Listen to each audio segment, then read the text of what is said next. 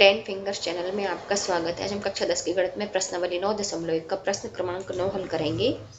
प्रश्न इस प्रकार से है, एक मीनार के पाद बिंदु से एक भवन के शिखर का उन्नयन कोण 30 अंश है और भवन के पाद बिंदु से मीनार के शिखर का उन्नयन कोण 60 अंश है। यदि मीनार 50 मीटर ऊंची है तो भवन की ऊंचाई ज्ञात कीजिए। तो देखिए, हम पहले चित्र बना लेते हैं।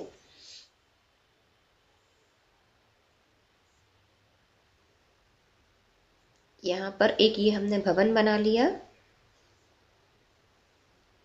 जब मीनार के पाद बिंदु से भवन का शिखर देख रहे हैं तो 30 अंश का कोण बन रहा है, और जब भवन के पाद बिंदु से मीनार का शिखर देख रहे हैं तो ये बन रहा है हमारा 60 अंश का कोण।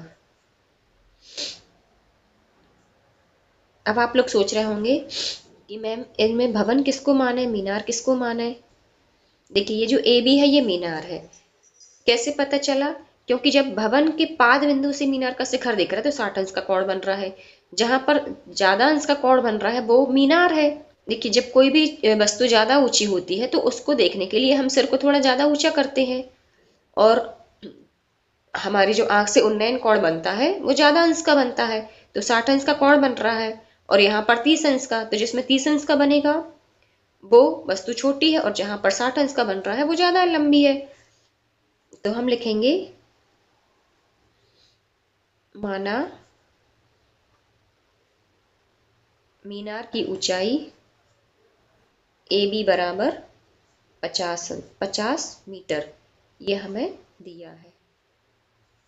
ये हमें ऊंचाई दी गई है 50 मीटर, तथा भवन की ऊंचाई ये है सी डी, और ये हमें ज्ञात करनी है।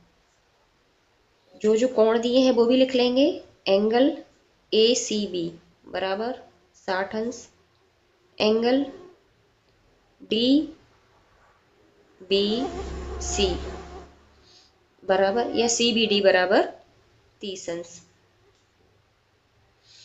इसी तरह से एंगल ए बी सी बराबर 90 अंश, और एंगल डी सी बी बराबर 90 अंश। ये हमने लिख ली जो जो चीज दी है।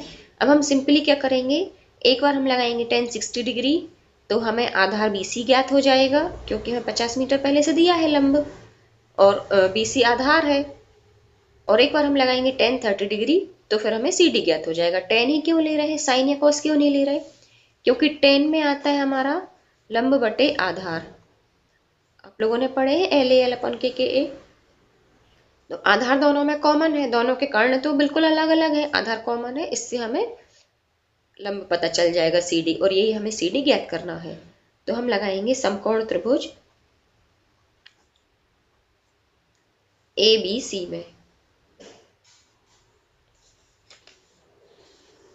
tan 60 डिग्री बराबर लंब बटे आधार। अब tan 60 डिग्री की वैल्यू होती है हमारी, ये होती है कर्णी 3, और लंब है हमारा, लंब ये देख लीजिए चित्र में AB, और आधार है हमारा BC। तो लंब आ जाएगा 50 और BC वैसे रहेगा, तो ये हो जाएगा हमारा AB अपॉन BC। AB है 50 और BC हमें ज्ञात करना है, इससे ज्ञात हो जाएगा हमें BC। तो ये हो जाएगा BC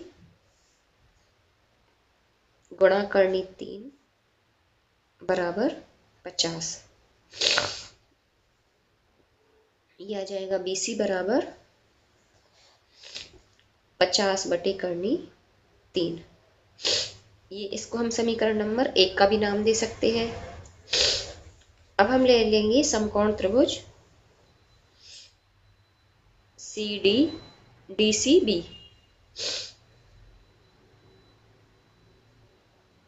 समकोण त्रिभुज डी सी बी में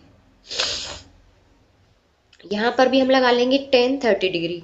तो tan 30 डिग्री बराबर हो जाएगा C D upon B C.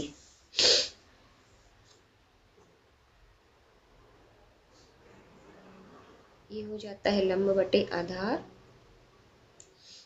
और यहीं पर हम लिख लेते हैं C D upon B C. और tan 30 डिग्री की वैल्यू होती है हमारी 1/√3। तो ये आ जाएगा 1/√3 बराबर, अब देखिए सी डी तो वैसे ही रहेगा, अभी हम बी सी को भी वैसे ही रहने देते हैं। अभी मैं आगे बताती हूँ ऐसा क्यों कर रहे हैं। तो अब हम कर लेंगे तिर्यक गुणा, तो बी सी गुणा 1 बराबर सी डी गुणा करनी 3। अब हम बी सी का मान रख देंगे, बी सी का मान रखने पर तो ये हो जाएगा हमारा 50/3। अब देखिए 50/3 इसका मान आया है, पहले से यहाँ करनी 3 होता बटे में, तो फिर हमें थोड़ा सा कैलकुलेशन में प्रॉब्लम हो जाती। बराबर सी डी गुणा करनी 3। अब हम करनी 3 को आराम से ला सकते हैं 50 के नीचे, तो ये हमारा आ जाएगा 50/3 बराबर सी डी। अब ये जो गुणा में करनी 3 है ये आ जाएगा भाग में, तो यहाँ पर एक और करनी 3 हो जाएगा। तो इस तरह से हमारा सी डी बराबर आ जाएगा 50/3। 3 एकम 3, 2 बचा शेषफल, 3 छंग 18, फिर से 2 बचा शेषफल। अब इसको हम कैसे लिखेंगे, तो ये देखिए जो नीचे का 3 है वो वैसे रहेगा, जो भागफल है वो सामने आ जाता है, जो शेषफल है वो ऊपर आ जाता है। इसको हम मिश्र भिन्न बोलते हैं। कई बच्चों से मिश्र भिन्न में अभी भी लिखने में कंफ्यूजन रहता है, तो ये मिश्र भिन्न में आ गया, और ये है आंसर हमारा मीटर में। ये 2 बचा है जो शेषफल, वो हमने ऊपर लिख दिया। तो अब हम आंसर की एक लाइन इसमें जरूर लिखेंगे। आंसर हमने सी डी माना किसको था ऊपर, ये देखिए सी डी हमने माना था भवन की ऊंचाई को, ये है भवन की ऊंचाई, ये सी डी, और यही हमें ज्ञात करनी थी। तो हम आंसर में लिखेंगे अतः भवन की ऊंचाई बराबर इतनी होगी।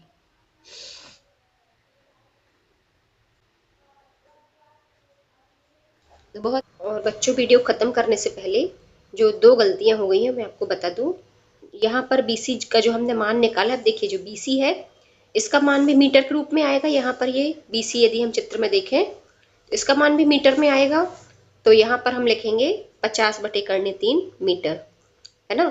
और ये ऊपर जो हमने लिखा था एंगल, ये अकेला बी और सी लिख गया है, ये पूरा एंगल लेंगे ए बी सी बराबर 90 अंश, ये पूरा लेना है 90 अंश, इसको हमने बताया है।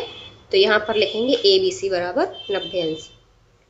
तो उम्मीद करती हूँ कि ये बहुत ही आसान सा प्रश्न आपको समझ में आ गया होगा। कहीं कोई प्रॉब्लम हो आप मुझे कमेंट से पूछ सकते हैं। फिर मिलते हैं नेक्स्ट वीडियो में, तब तक के लिए पढ़ते रहिए, मस्त रहिए।